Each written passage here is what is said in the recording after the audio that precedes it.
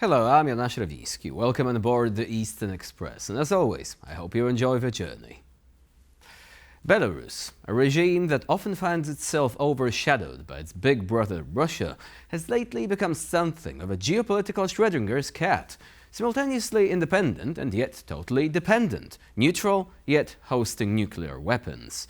You see, Belarus wasn't always the pariah it seems today.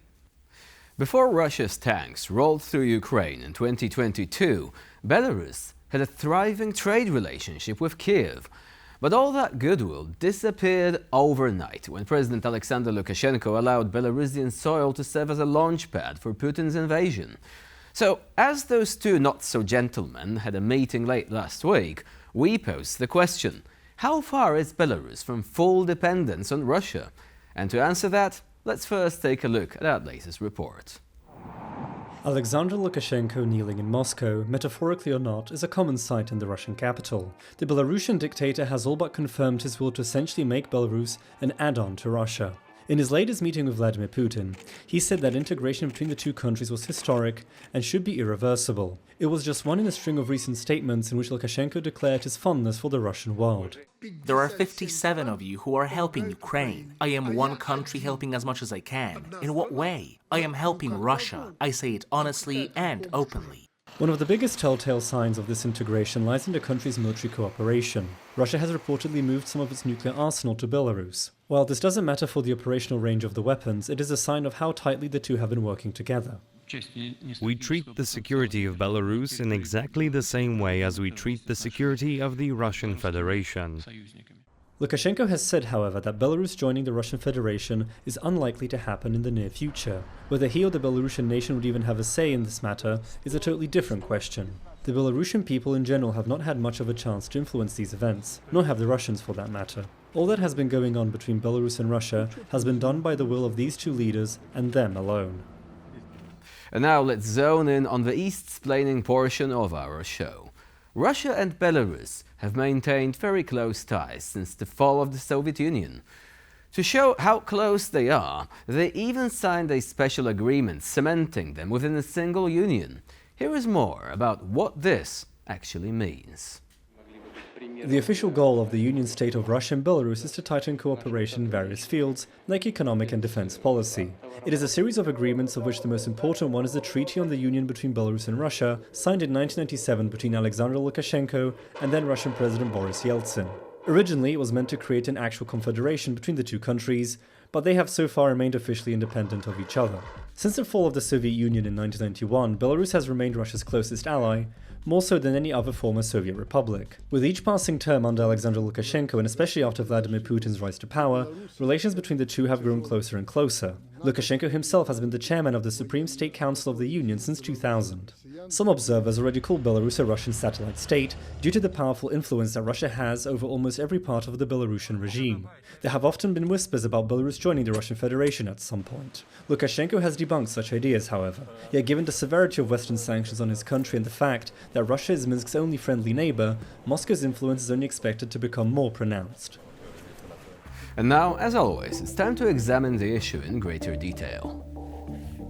Predictably, Western countries responded to Belarus's role in the Russian invasion by piling sanctions onto Minsk, leaving it economically bruised and diplomatically isolated. However, Lukashenko, a true master of political judo, insists that he has no regrets.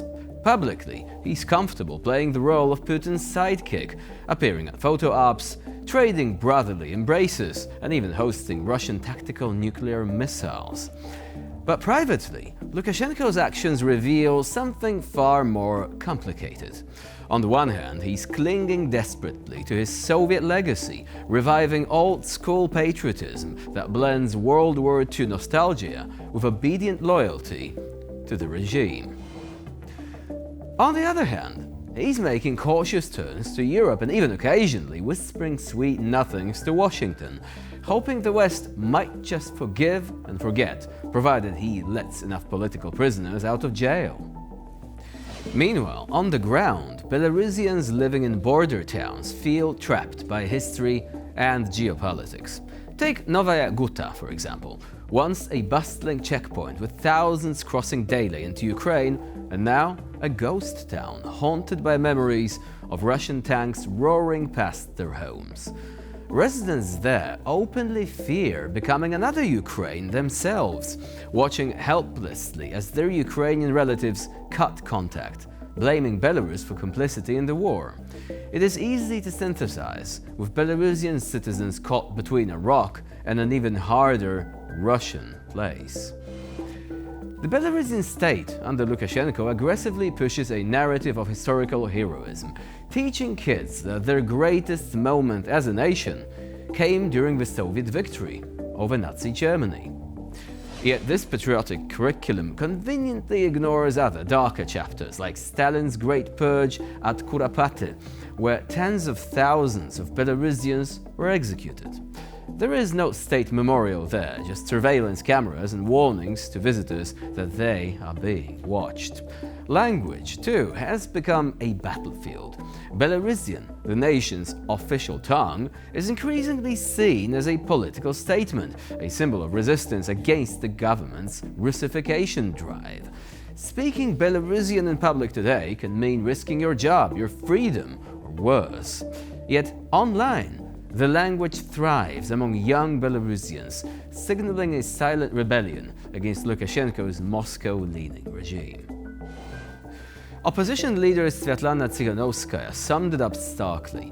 Belarus is undergoing a creeping occupation that could end in complete annexation of the country. Lukashenko might think he's cleverly maintaining his independence, but each compromise he makes brings Belarus closer to becoming just another region on Putin's map. Belarus isn't just caught in Russia's shadow, it is increasingly being swallowed by it. And now here to shed more light on the issue is Michel Mickiewicz, journalist from TV Belsat. Hello and welcome to TVP World. Hello. So Alexander Lukashenko recently said that whatever happens, we are going to continue siding with Moscow. We will never leave Russia alone and Russia will never leave us alone. Is this a marriage made in heaven or more of a toxic relationship, really? The point is that if we look at Lukashenko's speech in Moscow, all the time he tried to prove that he's necessary for Putin, that Putin needs him. He was explaining that, we're together with Moscow till the end of the times because it's necessary to him to show that he's supporting Putin, for Putin not to think that he can exchange Lukashenko in bargaining.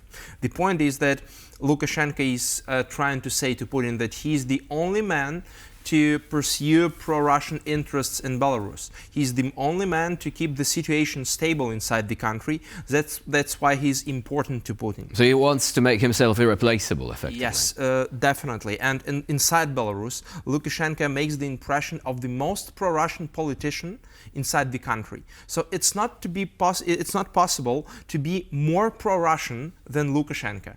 If there is some more pro-Russian activist, he's eliminated in different ways.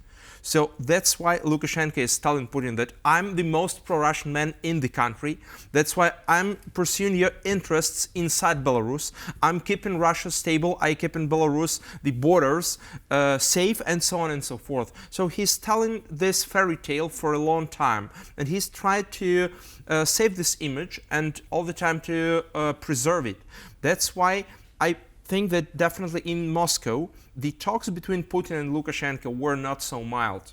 I suppose that Lukashenko was taught what to do, and he cannot just go away from it. And that's why he tries to say Putin that I'm necessary for you, for being not exchanged in this big deal with the United States, for example, for the image of something changing inside Belarus. So how much independence does Belarus still have left in this situation, given that Lukashenko recently said that he would like the integration between Belarus and Russia to be irreversible in nature, but also making a clear statement that we should not rush it, otherwise it may end up in tears. So what does it tell us about the state in which Belarus has found itself right now? It's only about Lukashenko's authority. He likes to be in power, that's it. He is like paranoid about that. And the point is that we cannot speak about full independence right now, because what we see, Lukashenko is not responsible for national security and defense issues anymore. He is not responsible for foreign politics anymore. The only thing he is responsible is just playing hockey and repressing Belarusian people. That's it. So here he has 100% support of Putin, but if he tries, for example, to make some separate negotiations with the USA, for example, then he will be eliminated extremely fast, because Kremlin doesn't like things like that. So if we see that Lukashenko is negotiating with the US, or if Lukashenko is trying to send some signals to the West, that was made after he been ordered to do this in Moscow, or at least he asked to do this in Moscow. Because if he's not authorized to do that, then he's in big trouble. And he understands this 100%. So you're saying he's just a proxy, right? The recent talks between him and the US envoy who came to pick up some of the political prisoners from Belarus, that was choreographed. That was not an independent move by Lukashenko himself, but rather something that was agreed upon on a higher level at the Kremlin. Of course, because Kremlin also wants to present Lukashenko as an independent actor. That's why they will allow him to talk here and there in order to show that, look, it's an independent actor. It's like, in USSR times, Belarus and Ukraine had their votes in the United Nations. So that's something like that. He wants to show that Lukashenko is an independent actor, but at the same time control him 100%, like they previously did with Armenia. Because they have all the possibilities to control the two most important spheres, national security and foreign policy. And they don't need anything more, because they control the essential things and the most important here, and they don't pay for it. Because if you include Belarus in Russia, you need to deal with budget issues and so on and so forth. Also, you will need to deal with the instability inside the country, these transition times, a lot of things. Are you saying that this is a preferable situation, that, the idea of integration is all fine and dandy, but it would be better for both the Kremlin and for Lukashenko for this to never materialize and instead remain this sort of nebulous goal that they are, of course, striving for, but somehow never reaching? Yeah, the point is that the Kremlin at the moment has full control of all the things it needs. So I don't know why will they need this integration, because in practice it will mean nothing for them, because it will not increase the level of control. Of course, it will create more possibilities for different corruption schemes for Russian oligarchs, for Russian establishment, this so-called nomenclatura, and so on and so forth. But it's not the big interest of Putin. So I suppose that it is. It will be, Minsk will continue to play its role as a part of big scheme, for example, for sanction circumvention, or like different other corruption schemes, different contraband schemes, because these smuggling schemes are working 100% even now. Would those schemes also include military action? Let's say Putin, for example, sets his sights on the Baltic states. Would Belarus be completely okay with that? Would they be prepared to be complicit? Or, potentially, could there be some problems along the way? I mean, with Lukashenko and Ukraine, for example, he didn't send his own military there. He didn't send his own military because Putin didn't ask for that. Because Lukashenko's military is necessary inside Belarus to repress Belarusian people. Because people are not supporting what the regime is doing. From 2020, we see that, all the time something is happening. People are not supporting it. And even in Moscow, here, Lukashenko told to Putin that, you see, our people support me, so it's done with support of our people. So all the time he needs to persuade Putin that he is supported by Belarusians. But the point is that Russia, unlike Lukashenko, has 100% information what is happening inside Belarus and what is happening inside the country and what the sentiments of people are. That's why they are not using this Lukashenko military for war against Ukraine, because it will bring instability inside the country. Both leaders do have a level of understanding, because they both rig their elections in their respective countries, so they can agree upon that. But are you saying that if there is any act of aggression against Russia's and Belarus's neighbor, does it mean that Belarus, again, would have nothing to say about this? I suppose that Lukashenko, will just agree because, like we saw in 2022 with Ukraine, I don't even suppose that Lukashenko was even informed about what is going to happen. Because his rhetorics and the rhetorics of his generals was 100% vice versa from what happened.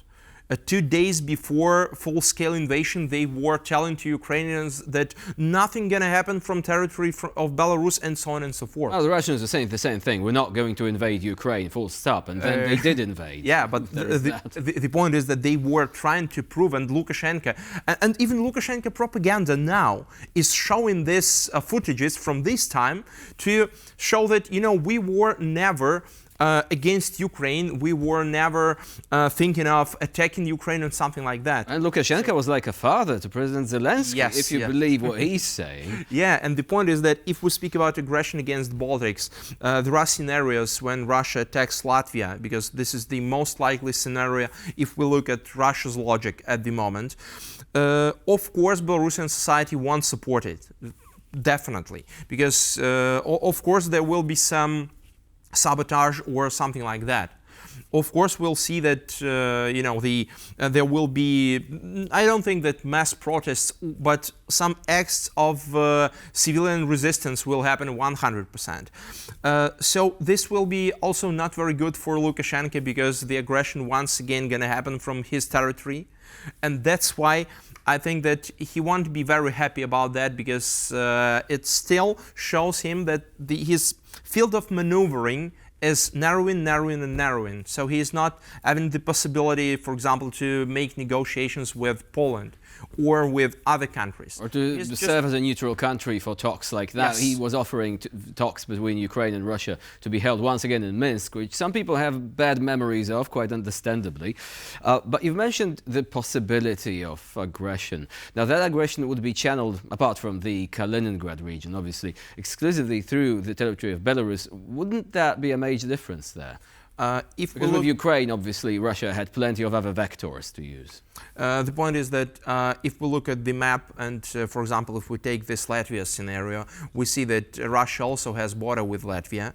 So it could happen from 3 sides. And the point is that it will just test Article 5. But at the same time, we should also keep in mind that in Latvia there is big Russian minority, which is 100%, almost 100% pro-Putin. That they wait for Putin to come and so on and so forth. And the point is that it will also give the same pretexts for attack like it did with Ukraine. The defense of Russian-speaking people, of Russian world, and so on and so forth. And the point is that this is really Putin's idea. He really believes in that. And we don't know what his generals talk to him, because before attack on Ukraine, they really told him that they're gonna capture Ukraine in 3 days. They really believed in that. It wasn't like just propaganda myth. It was their planning. It was their original idea, because they really believed in that.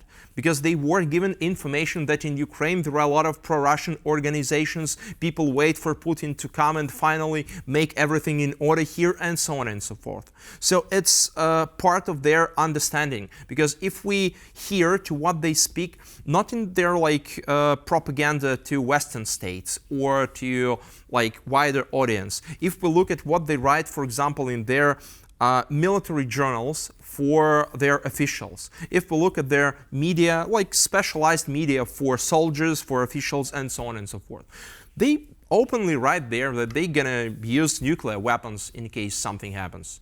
So they're thinking about that. They think of attacking Baltic states. It's openly written. That's their plans. And if we look at the plans of their military exercises, held in Belarus or in Russia, it also includes these scenarios. So it's not just, a fairy tale or an imaginary threat, it's reality. But they have been doing this for quite a while, weren't they? So it's also part signaling, but part also contingency plans that they have for themselves, naturally not reflected in any sort of plans in NATO's. NATO is not really thinking about attacking anyone. This is the major difference there. Yeah. Zmitra Mickiewicz was our guest today here on TVP World. Thank you very much for joining us and for sharing your insight. Thank you. And now we're moving on to Eastern News Flash, a series of all the other stories from the East that you really don't want to miss. Ukraine's President Volodymyr Zelensky has approved a delegation to represent Ukraine in peace negotiations. It will be led by the head of the President's office, Andriy Yermak. The recent declaration concerns the very same delegation that took part in the talks with the United States and Saudi Arabia on March 11th. The decision comes as the Trump administration has been pushing for talks between Russia and Ukraine to end the ongoing conflict. While Yermak will head the delegation, it will also include Ukraine's foreign and defense ministers, among other officials. The delegation's leader has been authorized to make necessary changes to the team's composition with approval from the foreign minister. At the talks in Jeddah, the US and Ukraine agreed on a 30-day ceasefire, which would be introduced as soon as Russia also accepts it. Vladimir Putin later said he was not against a truce, but demanded certain concessions from Ukraine, which would essentially spell out the country's capitulation. Donald Trump has said that Putin is expected to agree to the ceasefire proposal and that more details about this would be forthcoming. Zelensky has also cautioned the American side not to accept additional conditions from Russia when discussing the ceasefire agreement. Ukraine's Deputy Prime Minister Olha Stefanishyna says that Ukraine is prepared to sign the minerals agreement with the United States at any time. The deal could, surprisingly, be signed online in place of an in-person signing event. In the wake of the talks in Saudi Arabia, it seems that Kiev has come around to the idea of putting pen to paper and signing the natural resources deal with the United States. Ukraine's presidential office says that the deal could either be signed on US or Ukrainian soil or in the territory of a third country. There is also a chance that the deal could be signed online. The office has also declared that the Ukrainian government is ready for rapid developments concerning the deal.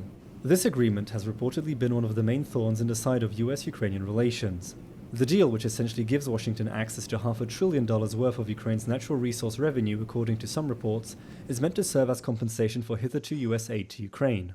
Negotiations over the agreement had previously collapsed, allegedly over the lack of an inclusion of concrete security guarantees that Kiev was interested in. The American side is of the opinion that tying Ukraine's resources with US interests would serve as such a guarantee. And for this episode of Eastern Express, it's the end of the line. Please stay with us here on TVP World for more latest news and updates. I'm Jonasz Rewiński. Bye for now.